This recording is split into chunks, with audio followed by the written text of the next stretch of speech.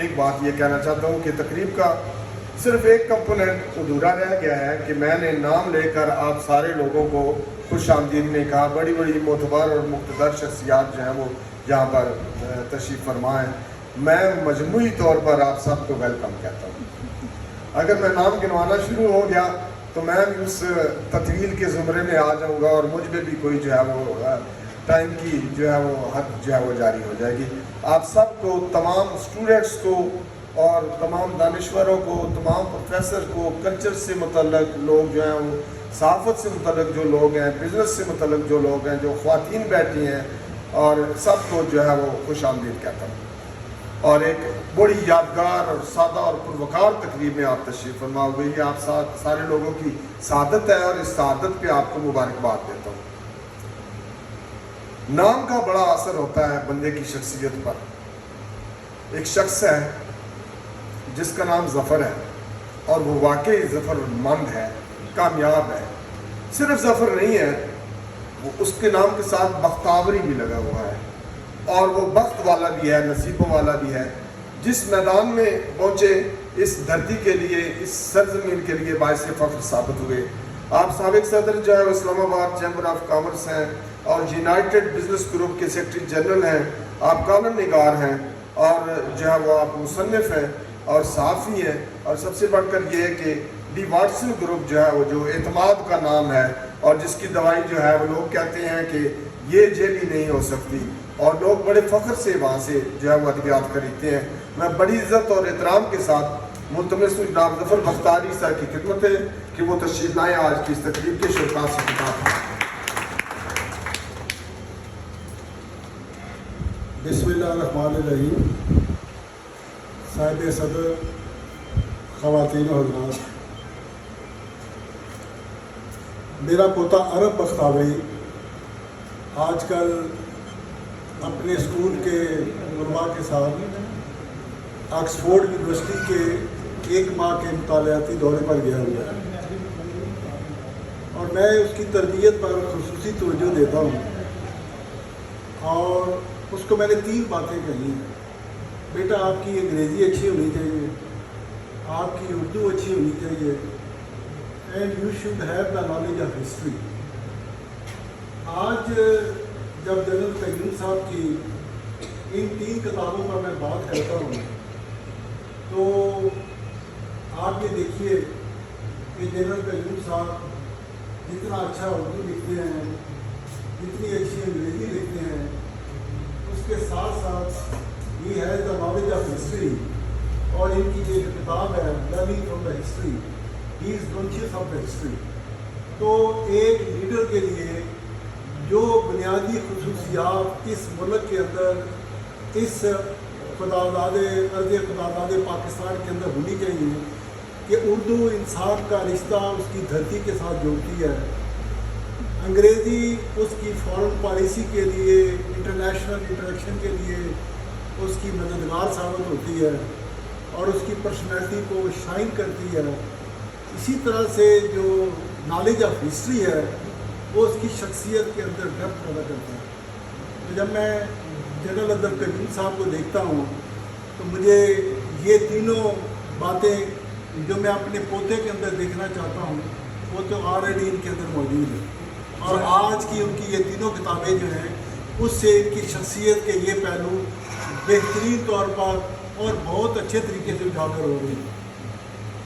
General قیوم صاحب سے میرا بڑا پرانا رشتہ ہے اور اس رشتے کے کئی محرکات ہیں.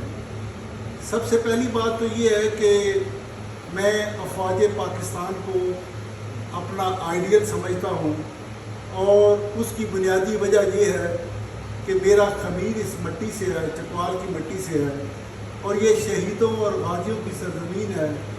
یہ وفا کے پیکروں کی سرزمین ہے جو اپنے وطن کی دفاع کے لیے، اس ملک کی سرحدوں کی حفاظت کے لیے اپنی جانوں کا نذرانہ پیش کرتے ہیں، اور وفا اور محبت اور خلوص اس دھرتی کی پہچان ہے. تو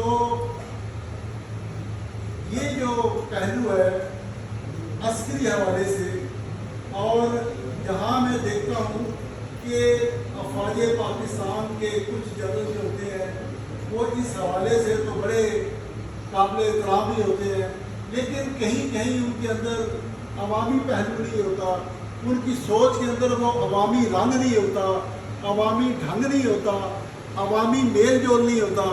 تو میں دیکھتا ہوں کہ جنرل قیوم صاحب کے اندر وہ عوامی پن بھی ہے، ان کی ایک عوامی شخصیت ہے۔ وہ جب اسٹیل مل کے چیئرمین تھے یا پی ایف کے چیئرمین تھے تو وہاں جو مسجد تھی وہاں اس کی یہ امامت بھی کرایا کرتے تھے۔ یہ ایک اچھے مسلمان بھی ہیں، پکے مسلمان بھی ہیں، ایک بہت اچھی پاکستانی سوچ بھی رکھتے ہیں، اور ان کی یہ جو کتابیں ہیں یہ اس پاکستانی سوچ کی اور پاکستانی جو فکر ہے، فکر و خیال جو ہے اس کی بھی عکاسی کرتے ہیں۔ اور جب ان کتابوں کو میں دیکھتا ہوں تو میرا بھی اپنا ایک سبجیکٹ ہے، میں انٹرنیشنل افیئر پہ لکھتا ہوں، ڈپلومیٹک سرکل کے اندر میرا اللہ کے فضل و کرم سے بہت اچھی لوگوں کے ساتھ میل جول ہے، اور میں اسلام آباد کی سفارتی حلقوں کے اندر پاکستان کی امیج کو بہتر کرنے کے لیے، پاکستان کے تشخص کو بہتر کرنے کے لیے کام بھی کرتا ہوں۔ پرانی بات ہے، بہت پرانی بات ہے، آج سے کچھ 40 سال پرانی بات ہے۔ اسی دھرتی کا ایک فوجی افسر تھا، وہ بعد میں لیفٹیننٹ جنرل ریٹائر ہوئے، مجھے پتہ نہیں تھا کہ یہ چکوال کے ہیں۔ تو ایسے ہی بات ایک دفعہ کوئی پیشی مجھے بھگتنی پڑی، تو مجھ سے کہنے لگے آپ کے پاس کیا گدڑ سنگی ہے؟ یہ سارے جو اسلام آباد کے سفیر ہیں اس وقت بڑی دہشت گردی بھی نہیں تھی، امبیسڈر بھی تھے، لوگوں کے پاس وقت بھی ہوتا تھا، تو میری شاپ جو تھی ڈی واٹسن سپر مارکیٹ میں، اس پہ سفارتکاروں کی لائنیں لگی ہوتی تھی، تو مجھے کہنے لگے تمہارے پاس کیا گدڑ سنگی ہے؟ میں نے ان کو کہا کہ یہ میں پڑھا لکھا ہوں، میں نے ماسٹر کیا ہوا ہے اور میں انگریزی بول لیتا ہوں، اس لیے ڈپلومیٹ میرے ساتھ آتے ہیں۔ لیکن دوسری بات یہ ہے کہ جتنے میرے رائٹ لیفٹ دائیں بائیں جو کہ بزنس مین ہیں، وہ سفارتکاروں کو صرف اور صرف ایک بزنس اینٹی کے طور پر ڈیل کرتے ہیں۔ میں ان کو جب ڈیل کرتا ہوں تو میں ان کو ایک پاکستانی ہونے کے حوالے سے ڈیل کرتا ہوں کہ یہ ہمارے مہمان ہیں، میں ان کو اچھے طریقے سے ڈیل کروں۔ تو یہ جو پاکستان کی جو محبت ہے، جو وطن کی مٹی کے ساتھ محبت ہے، میں سمجھتا ہوں کہ آپ اگر ڈاکٹر جنرل قیوم صاحب کے کاموں کا مشاہدہ کرتے ہیں، ان کو پڑھتے ہیں، تو ایک ایک جگہ پر ان کی شخصیت کے یہ پہلو موجود ہیں۔ اور یہ جو پاکستان عالمی تناظر میں، یہ میں کہتا ہوں کہ اس کتاب کو پڑھنے کے بعد بندہ اس سوچ پہ مجبور ہو جاتا ہے کہ اگر ان کو پاکستان کا وزیر خارجہ اب تک کیوں نہیں بنایا گیا؟ اگر یہ ان کو اس ملک کا وزیر خارجہ بنایا جاتا تو میں سمجھتا ہوں کہ پاکستان کی جتنے بھی مسائل ہیں، اس وقت ہم جس بھی بحران سے دوچار ہیں، جب سے پاکستان بنا ہے اس کا بنیادی محرک یہ ہے کہ ہماری خارجہ پالیسی جو ہے وہ ہماری خارجہ پالیسی کی ناکامی ہے۔ ہم اس پہ بات تو کرتے ہیں، ہم اس کا شعور بھی رکھتے ہیں، لیکن ہم نے کبھی بھی پاکستان کی خارجہ جو حکمت عملی ہے، پاکستان کی جو خارجہ پالیسی ہے، اس کو ایک درست سمت میں آگے بڑھانے کے لیے کبھی کام نہیں کیا۔ ہمارا ہمیشہ سے یہ ایک سوچ رہی ہے کہ پاکستان کو نیوٹرلٹی پہ رہنا چاہیے، پاکستان بڑی عالمی طاقتوں کی آویزش میں نہ آئے۔ اور ذوالفقار علی بھٹو وہ لیڈر تھا جس نے پاکستان کو سیٹوں سینٹوں سے علیحدہ کیا، پاکستان کو نان الائنڈ کانفرنس کے اندر لے کر گیا، پاکستان کے نیوٹرلٹی کے تشخص کو اس نے ابھارا۔ لیکن اس کے باوجود ہم ہسٹری سے سبق نہیں سیکھتے اور ہم پھر وہی غلطی کرتے ہیں، پھر اسی کے پاس جاتے ہیں، پھر اسی سے دوا مانگتے ہیں، اور اس طرح سے ہماری جو خارجہ پالیسی ہے وہ اسی چکر کے اندر چلتی جا رہی ہے۔ ابھی یہاں ایک ڈاکٹر صاحبہ نے جو ماہر معیشت بھی ہیں، انہوں نے معیشت کے حوالے سے بھی بات کی ہے۔ میں سمجھتا ہوں کہ اگر جناب جنرل عبدل قیوم صاحب کو پاکستان کا وزیر خزانہ ہی بنا دیا جاتا تو تب بھی پاکستان کی تقدیر بدل سکتی ہے۔ دیکھیے آج تک پاکستان کا وزیر خزانہ کوئی ایم این اے نہیں بنتا، یا تو وہ سینیٹر ہوگا یا وہ ٹیکنوکریٹ ہوگا۔ اگر ایم این اے بنے گا تو اس کو پتہ ہوگا کہ میں اس ملک کی ایسی پالیسیاں بناؤں، میں نے کل پھر لوگوں کے پاس جانا ہے، ان سے ووٹ لینا ہے اور مجھے عوام کی بہبود، عوام کی خوشحالی میرے پس منظر میں اور میرے پیش نظر ہونی چاہیے۔ لیکن بدقسمتی ہے کہ پاکستان کی تاریخ میں صرف شاید ایک دفعہ ایک ایسا وزیر خزانہ آیا جو کہ وہ بھی 6 مہینے رہا اور اس کو بھی تبدیل کر دیا گیا۔ تو جب تک ہم اپنی سمت درست نہیں کریں گے پاکستان معاشی بحرانوں سے دوچار رہے گا۔ اور پاکستان کا معاشی بحران جو ہے، کیونکہ میں ایک بزنس مین بھی ہوں، میں یہاں ان کی نمائندگی کرتے ہوئے بات کروں گا کہ دیکھیے اس ملک کے اندر، اس ملک کی اگر تقدیر کسی نے بدلنی ہے تو پاکستان کی بزنس کمیونٹی نے بدلنی ہے، جس کے ٹیکسوں سے یہ ملک چلتا ہے۔ یہ پاکستان کا، ابھی ڈاکٹر بلال صاحب بتا رہے تھے کہ 6,000 ارب روپے جو ہے وہ ہمارا اس وقت ریونیو کلیکشن ہے، تو یہ 6,000 ارب روپے کہاں سے آتا ہے؟ تاجروں کو بدنام کرنے کے لیے کہا جاتا ہے کہ یار یہ تو تنخواہوں جو سرکاری ملازمین ہوتے ہیں ان کی تنخواہوں سے یہ ٹیکس بنتا ہے۔ بھائی ان کی تنخواہیں کہاں سے جاتی ہیں؟ وہ تو اسی ریونیو سے جاتی ہیں جو اکٹھا ہوتا ہے، اور اسی ریونیو میں سے وہ جو ٹیکس دیتے ہیں وہ بھی ایک پارٹ ہوتا ہے۔ تو یہ ملک جو ہے، جو اس ملک کو چلاتا ہے، بزنس مین طبقہ ہے۔ اور پاکستان، ابھی ڈاکٹر بلال صاحب نے بھی ذکر کیا کہ سب سے زیادہ ڈونیشن اگر دنیا میں کوئی قوم کرتی ہے تو وہ پاکستانی قوم ہے، اور وہ سارے کے ساری بزنس کمیونٹی ہے اس ملک کے اندر۔ ان کے اس چہرے کو، ان کے اس امیج کو کبھی کوئی اجاگر نہیں کیا جاتا۔ ہمیشہ یہ کہا جاتا ہے کہ تاجر چور ہے، ڈاکو ہے، ٹیکس چور ہے، سمگلر ہے، اور اس طرح سے اس کی پرسنالٹی کو تار کیا جاتا ہے تاکہ کہیں کوئی بزنس مین اس ملک کا آئیڈیل نہ بن جائے، اس عوام کا جو آئیڈیل ہے، جو رول ماڈل ہے وہ نہ بن جائے۔ ہمارے رول ماڈل کون ہوتے ہیں؟ ہمارے جنرل قیوم صاحب جیسے ڈیفینیٹلی ہونے چاہیے، صحافی ہمارے رول ماڈل ہوتے ہیں، جنرل ہمارے رول ماڈل ہوتے ہیں، سیاستدان ہمارے رول ماڈل ہوتے ہیں، پلیئر ہمارے رول ماڈل ہوتے ہیں، کرکٹ پلے کرنے والے رول ماڈل ہوتے ہیں۔ لیکن جو اس ملک کی جو چلانے والے لوگ ہیں، جو اس ملک کو خون دیتے ہیں، اپنے خون سے اس ملک کو آگے لے کے چلتے ہیں، بزنس مین اس ملک کا رول ماڈل کیوں نہیں ہوتا؟ تو میں باتیں بہت کر سکتا ہوں، لیکن ایک دو باتیں مزید کر کے معیشت کے حوالے سے آپ سے جا سکوں گا کہ جب 2002 میں پاکستان کا ٹوٹل ریونیو کلیکشن 400 ارب روپے تھا، تو اس وقت بھی پاکستان کی حالت بہت بری تھی۔ کہتے ہیں نا کہ تاجر ٹیکس نہیں دیتا۔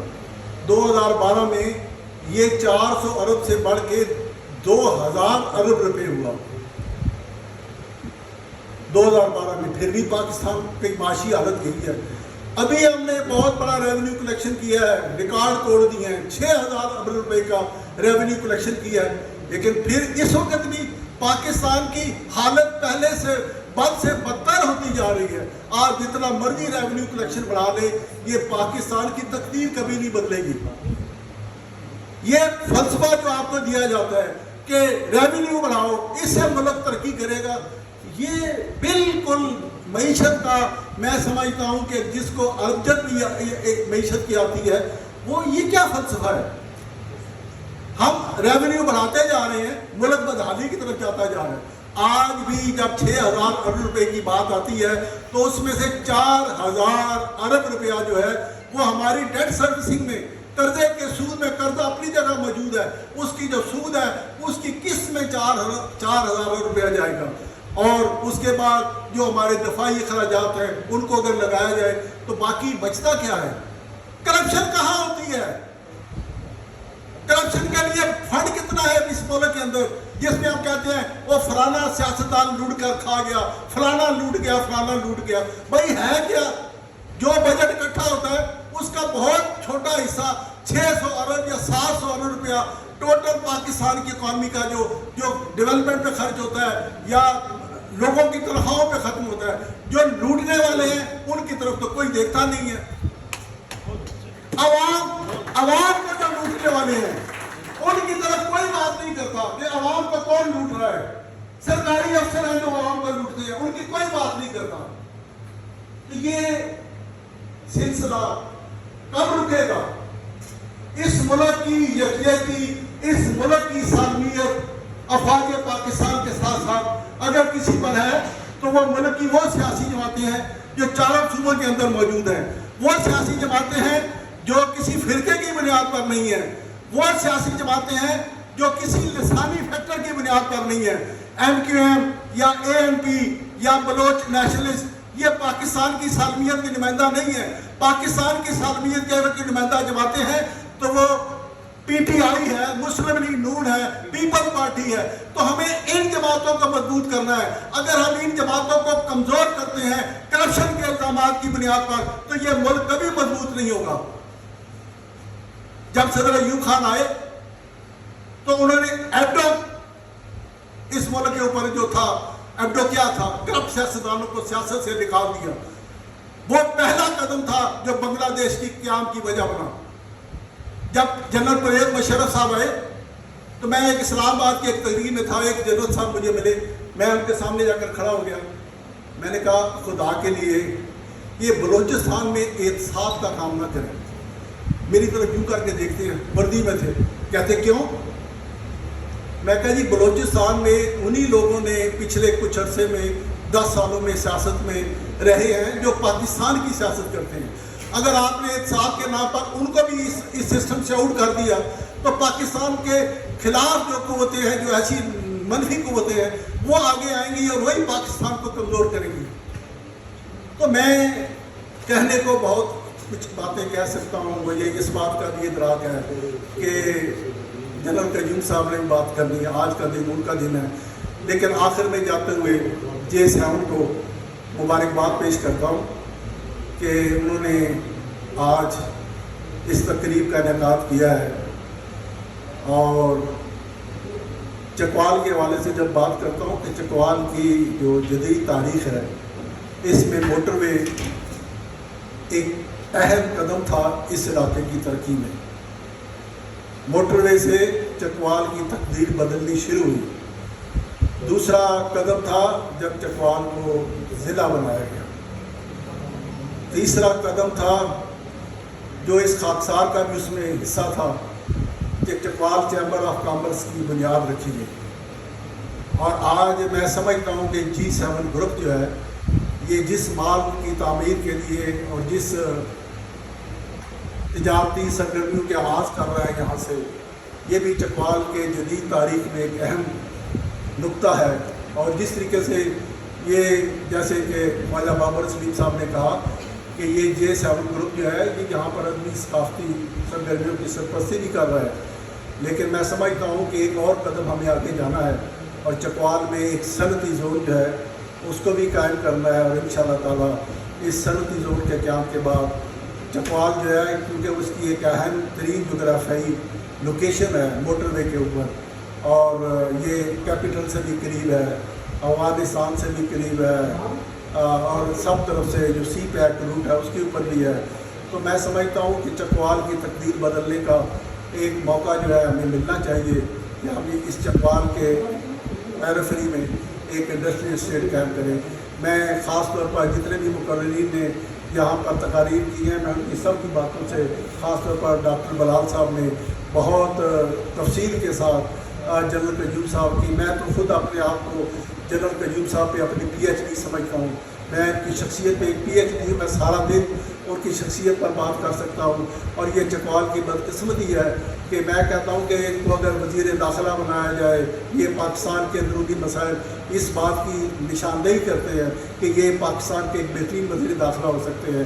ان کی جو تحریریں ہیں یہ ثابت کرتی ہیں کہ یہ اس ملک کے بہترین وزیر اطلاعات ہو سکتے ہیں. ان کو میں نے جیسے کہا یہ وزیر خارجہ ہو سکتے ہیں, یہ پاکستان کے وزیر خزانہ ہو سکتے ہیں. اور آپ ان کو جہاں بھی بٹھا دیں میں سمجھتا ہوں کہ اس وقت پاکستان کی جو تباہی اور بربادی ہے اس کے اندر وہ اسٹیٹ اونڈ 85 آرگنائزیشن ہیں جو ہر سال 1000 کروڑ روپیہ جو ہے ہمارا غریب ملک جس کی ریونیو کلیکشن ٹوٹل 6000 ہے اس میں سے 1000 ارب روپیہ PIA ریلوے اور اس طرح کے 85 ادارے ہیں. اگر ہم ان کو پرائیویٹائز کر دیں تو پاکستان کی تقدیر جو ہے وہ بدلنی شروع ہو جائے. اور میں تو اکثر کالموں میں نے ذکر بھی کیا, لکھا بھی ہے کہ اگر یہ تمام ادارے جو ہیں اگر ریاض ملک کو مفت میں بھی دے دیے جائیں اور اس کو یہ کہا جائے کہ پاکستان کے قرضے 10 سال کے اندر اتار دو, یہ سارے ادارے تمہارے ہوں گے, تو یہ گھاٹے کا سودا نہیں ہے.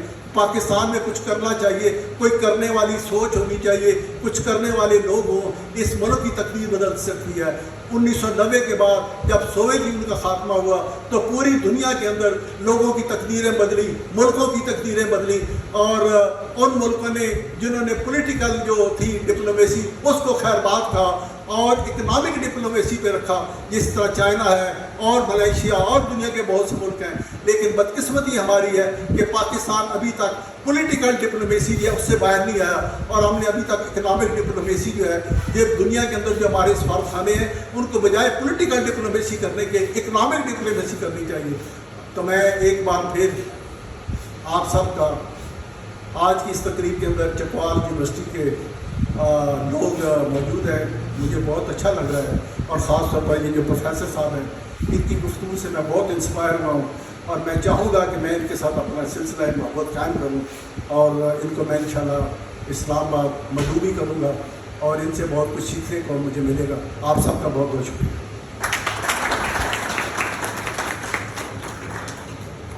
जनाब ज़फ़र बख्तारी साहब।